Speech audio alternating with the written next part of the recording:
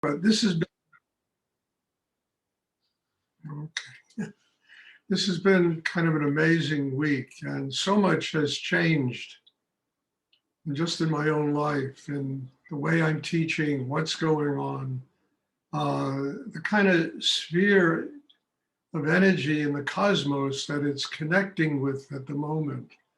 And I'm very grateful for this because it's something that I've been wanting for a really long time, and it's coming.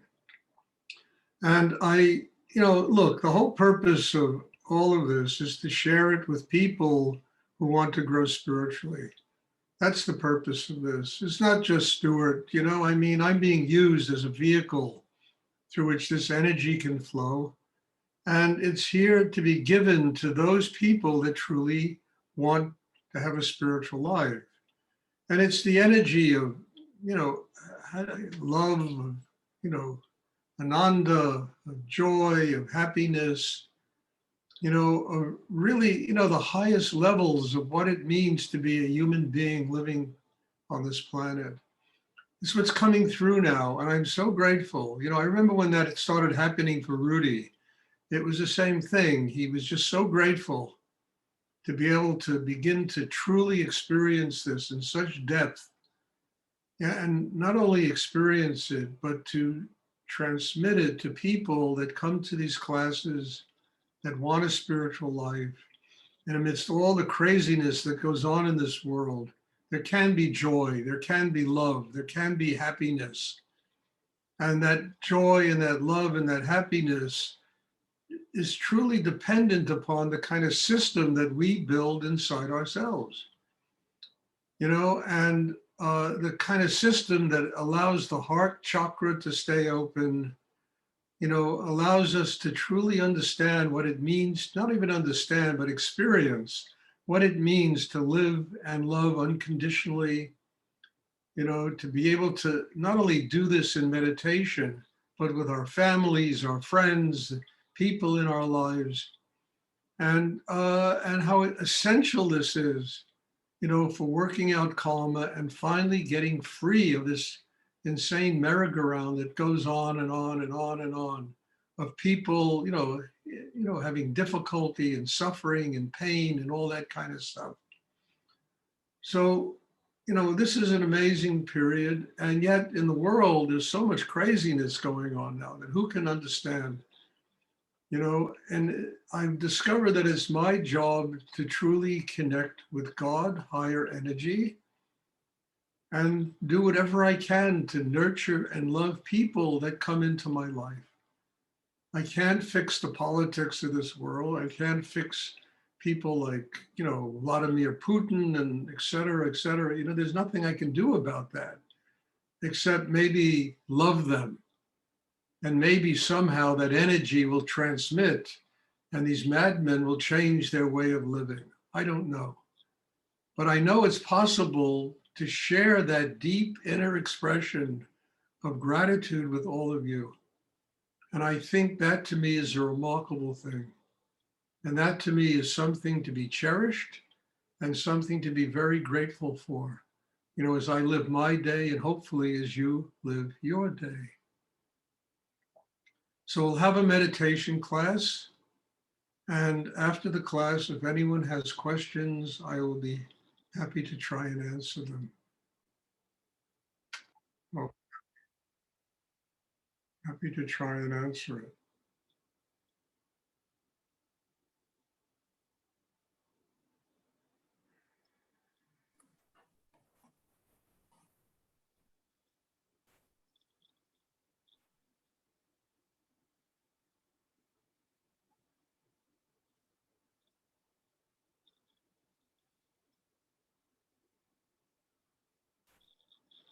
All week I've had people visiting me from different parts of the United States, and there have been many in-person classes, something I've just begun and I'm really enjoying. And, sometimes we have 2 a day and, people come from 3,000 miles away. I have to make sure that they receive, a lot of energy and what they're here to get. And it's been quite amazing. And I am happy this kind of change has taken place. I hope it continues to grow and people take advantage of it. And it's been pretty wonderful. I know in August we're going to have a retreat in New York, and and a lot of people have signed up. There's 30 people, I think, have signed up for this already. So it should be very powerful, very strong, and and I'm looking forward to doing that. It's something I used to do every month, but now I think that's a little too much. So we'll do it a few times a year. Does anyone have a question they would like to ask?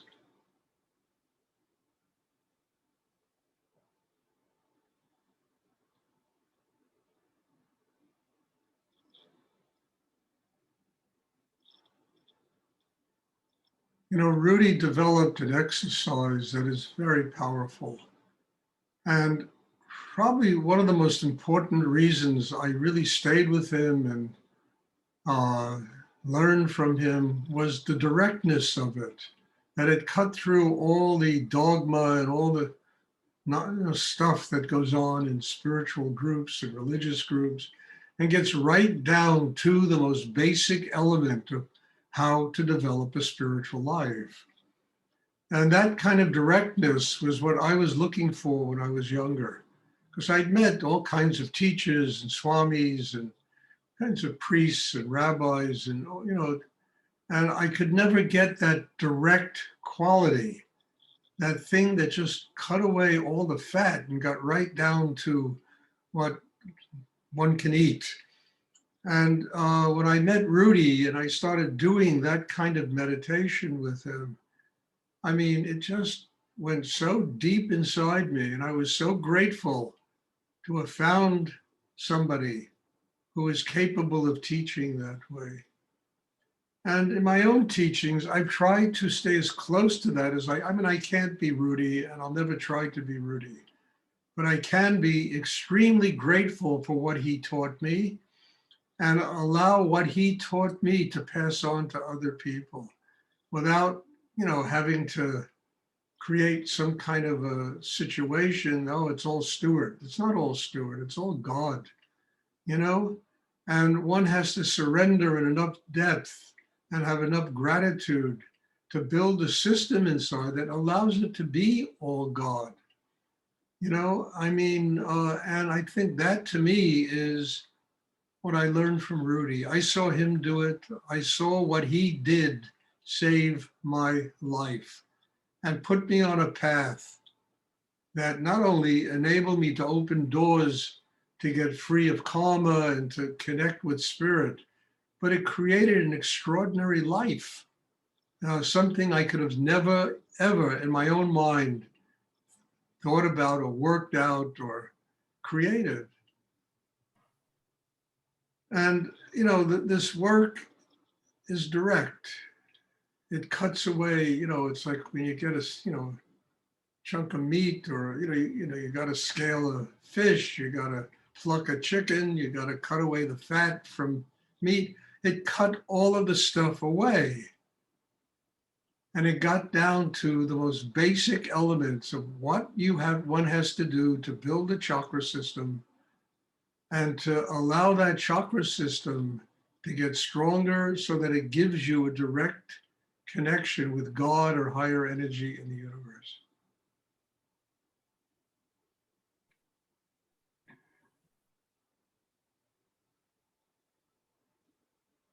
It's not that I'm here to sell what I do. I'm really not, what I do is what I do. People ask me, do I understand it? No, I don't understand it. I don't have to understand it. What's more important to me is experiencing it, living it, allowing it to take me and my life into the moment, being strong enough, to transcend all of the obstacles, the blocks that keep one from having a spiritual life. To me, that's more important than trying to understand God. I mean, that's a logic that is totally transcend anything the human mind can come up with. But I gave it up years ago. And I said, no, I just want to absorb that energy. I want it to become a living reality in my life. And as it became closer and closer, I got more and more grateful that I don't have to understand this. I have to live it. It has to be literally a living expression, of one's life. So it doesn't matter how high your ego, not ego, your IQ is, what your intelligence ratios are. It's all nonsense. What matters is the heart open? Is the mind quiet? Do I feel chi inside myself? Can I transform my sexual energy into energy that activates Kundalini?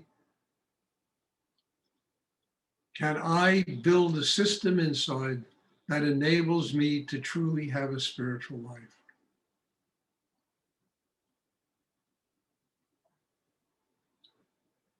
Does anyone have a question they would like to ask?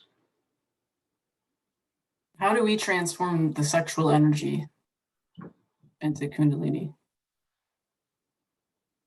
Well, it's part of the evolution of the chakra system that you're so grounded in the hara, in the third, or, the chakra below the navel, that you can draw energy through the sex to the base of the spine and it will activate the Kundalini. That is so dependent upon how developed the entire chakra system is. Because, I've said it many times, look, I'll say it again.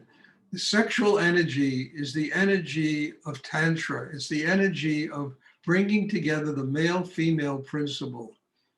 The marriage of the male-female principle in the sexual area of a human being, that marriage gives birth to Kundalini. And that marriage takes place because we have the inner strength, the chi, the power to draw energy through the sexual area to the base of the spine. And that brings together one of the most important aspects of what it is to be, not only have a spiritual life, but just to be human, to marry the male-female aspects of ourselves. That first marriage takes place in the sexual area.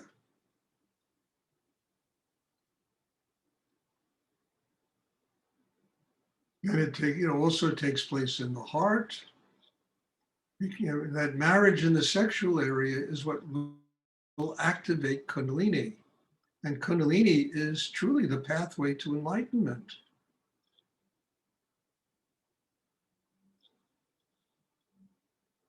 And then the male, female in the heart, in every chakra, it unifies. But I think the most powerful place is really in the sexual area. And I know there's an awful lot books published on Tantra, and it's always full of, gods and demigods and gurus and rinpoches with their consorts and a lot of lovemaking. And, all of that's just a metaphor for transforming the human to the divine. That transformation takes place in the sexual area as you draw energy through the sexual area.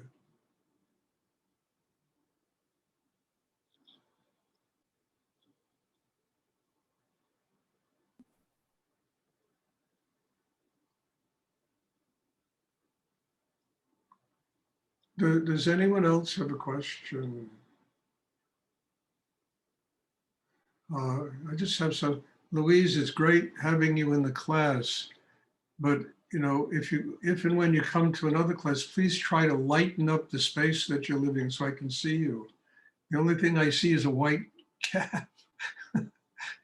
It's wonderful having you here, but I want you to fully benefit from what is going on. Does anyone else have a question they would like to ask?